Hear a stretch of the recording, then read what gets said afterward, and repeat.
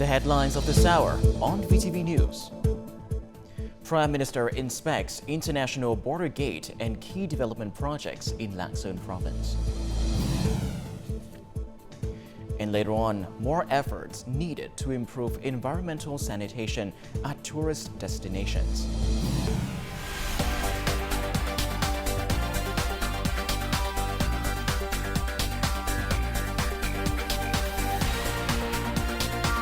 Broadcasting from Hanoi, the capital of Vietnam. VTV News starts right now. Good morning. It is currently 8 a.m. local time, and you're tuning in to 30 minutes of VTV News. I'm Lê with the latest updates. Now, Prime Minister Phạm Minh Chính visited Lạng Sơn province on Sunday, where he met with personnel on duty at the Hữu Nghị International Border Gate and participated in the groundbreaking ceremony for the Hữu Nghị Chi Lăng Expressway project. Additionally, he inspected a project on upgrading the section of National Highway 4B that runs through Lạng Sơn province and visited the International Bilingual Victoria Preschool during his working trip. At the Hữu Nghị International Border Gate, Prime Minister Phạm Minh Chính visited the Friendship Banyan Tree planted by General Secretary Nguyễn Phú Trọng in August of last year. The Prime Minister stressed the tree's important role in promoting the fruitful partnership between Vietnam and China. He requested agencies and forces to further safeguard national independence, sovereignty, and security, while also contributing to enhancing fraternal friendship with China. Continuing his trip, the Prime Minister attended the groundbreaking ceremony of the Hữu Nghị Chi Lăng Expressway, the final sub-project of a mega project to build the eastern wing of the North-South Expressway. In his remarks, he indicated the significance of investing in this strategic project. This project plays a pivotal role in achieving the objectives set forth in the 13th Party Congress, particularly in developing transport infrastructure by 2030.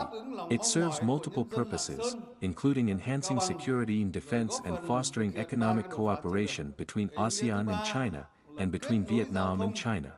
Furthermore, the project establishes vital connections between economic hubs in the Red River Delta and the northern mountainous region. Additionally, it will boost local self-sufficiency and advance the policy of public-private cooperation between the state and businesses.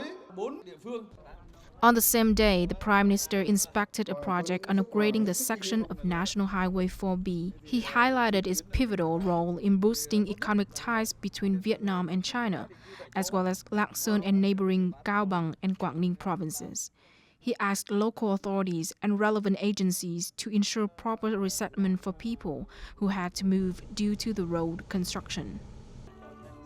The Prime Minister also took this occasion to visit the Victoria International Bilingual Kindergarten, located in the Myland Hoang Dong Lạng Sơn urban area. He spoke highly of the school model, which contributes to promoting the socialization of education and fostering talent. Afterward, the Prime Minister attended the opening ceremony of International Green Industry Expo 2024, the first of its kind held in Lạng Sơn province.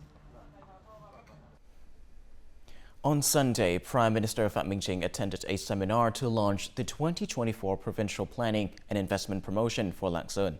He highlighted the province's strategic location for trade, logistics, transport, and national security. The provincial plans envision Lạng Sơn as a growth pole and economic hub of the Northern Midlands and mountainous region by 2030. Acknowledging Lạng Sön's recent socio-economic achievements, the Prime Minister emphasized the three key missions of the locality. These include strengthening relations and cooperation between Vietnam and China while maintaining sovereignty and territorial integrity through peaceful means. He also urged the locality to accelerate administrative reforms and improve the business and investment environment to attract potential investors. For the first time, Vietnam has surpassed India and Thailand to become the largest rice exporter to Singapore by shipping 36.15 million SGD, or about $26.55 million worth of rice in the first 3 months of this year. That is an increase of 80.46% over the same period in 2023, winning 32.03% of the market share, according to the Vietnam Trade Office in Singapore. Notably, besides Vietnam's traditionally strong product of white rice, the turnovers of two other product groups, which are sticky rice and milled or peeled fragrant rice, also rose to dominate the majority of the market share in Singapore, reaching 80.08% and 73.33% respectively. The Vietnam Trade Office in Singapore advised Vietnamese rice exporters to continue improving their competitiveness and enhancing the quality of rice. The office will organize more exhibitions to increase the presence of Vietnamese rice in this promising market. Despite the lack of a domestic carbon credit trading mechanism, the demand for trading has increased. That is driven by sustainable, environmentally friendly development and carbon emission reduction policies around the world. Ho Chi Minh City was chosen as the first locality to pilot the carbon credit exchange and offset mechanism. Our next report will tell us about the city's efforts to achieve these goals. Beginning in 2025, Vietnam plans to pilot a carbon credit market. Consequently, 1,912 large enterprises in Vietnam that emit 3,000 tons of carbon per year can buy domestic carbon credits if other strategies fail to help them meet their emission reduction targets. This move is expected to result in more favorable prices for sellers, while buyers will gain access to more affordable credits. The introduction of the voluntary carbon market has opened up new opportunities for individuals, ethnic groups, and communities to enhance carbon absorption efforts, particularly within sectors such as the rice industry. Every year, Ho Chi Minh City releases about 60 million tons of carbon, with the industrial and transportation sectors contributing around 33 million tons. According to Resolution 98, the city will initiate a trial of a carbon credit exchange and offset mechanism.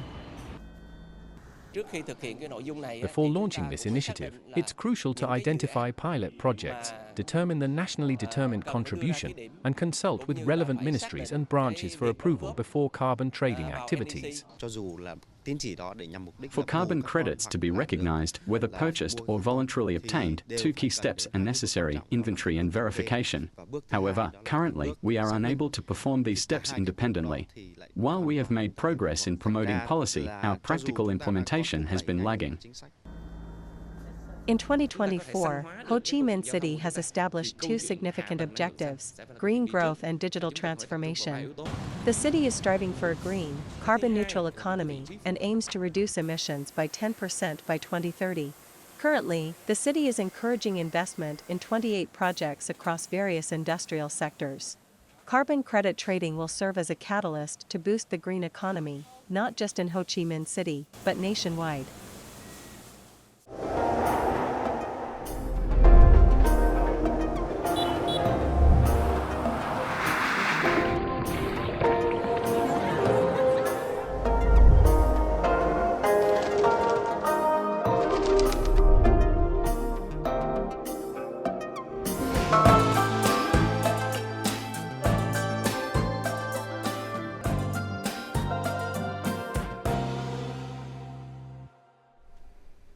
Welcome back to VTV News.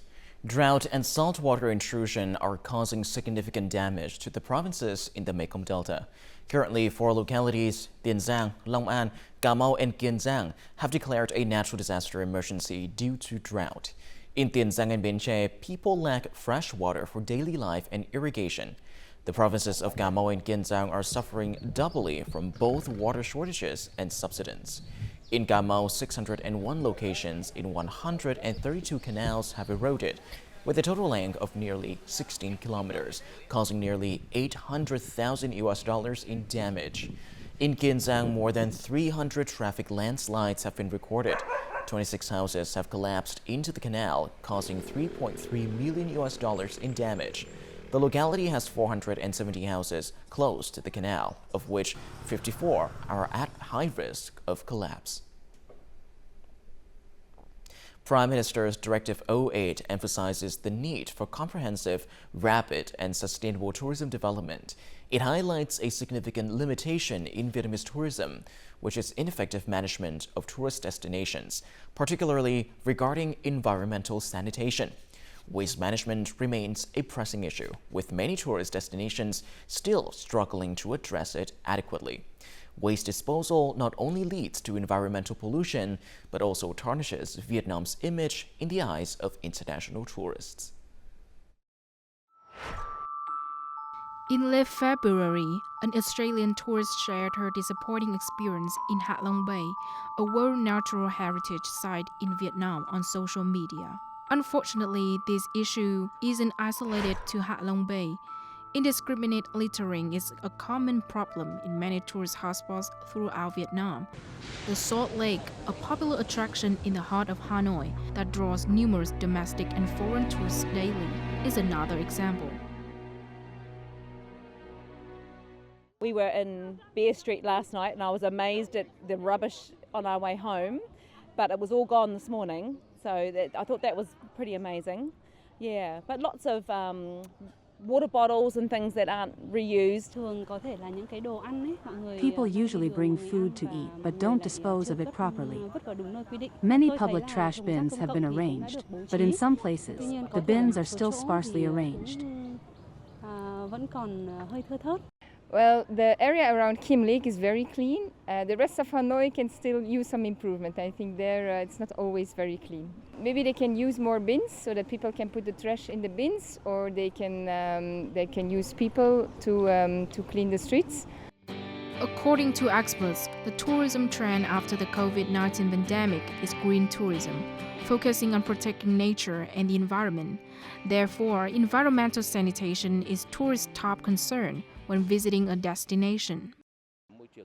Environmental sanitation is a criterion to evaluate the competitiveness of tourist destinations. Building clean destinations and green tourism products is a vital policy today. It's necessary to enforce measures to handle organizations and individuals that intentionally destroy and pollute the environment. Vietnam is internationally recognized for its abundant tourism resources, holding many top regional and world titles. Addressing waste management and enhancing environmental sanitation will boost the competitiveness of Vietnamese tourism. This will also leave a positive impression on tourists. Quảng Ninh, the coastal province that hosts UNESCO-recognized Hạ Long Bay, aims to attract more tourists in 2024 by enhancing its tourism services. To provide the best experiences for tourists, the province is focusing on developing diverse, unique, and highly competitive products. These primarily include luxury resorts and nightlife activities. In doing so, the province is keenly promoting the theme, Safe Tourism, Complete Experience. No plastic bags. No plastic when traveling to Ha Long Bay. These regulations were strictly implemented beginning in 2019. On peak days, there are about 50 people collecting trash on the bay and islands. I have traveled to many places around the world, taking a lot of photos. But this is one of my favorite places. The landscape is beautiful and the local residents also do a great job of preserving the environment. Every month, we organize a campaign with agencies and people to participate in cleaning up trash to ensure a green, clean, and beautiful environment. As the summer season approaches, all hotels and restaurants undergo inspections and reviews to enhance quality, ensuring hygiene, safety, and civility for tourists. It is anticipated that 62 tourism products will be launched to serve customers this year. We will launch new tourism products for visitors to Ha Long Bay. This year, we predict that the city will welcome over 10 million tourists. The Ha Long Carnival 2024 is set to take place on April 28, and preparations are currently underway. For the first time, visitors will be able to enjoy real-time scenes and light shows using drones. Quang Ninh Province is aiming to achieve a total tourism revenue of nearly $400 million. Up next, let's have a look at the weather forecast.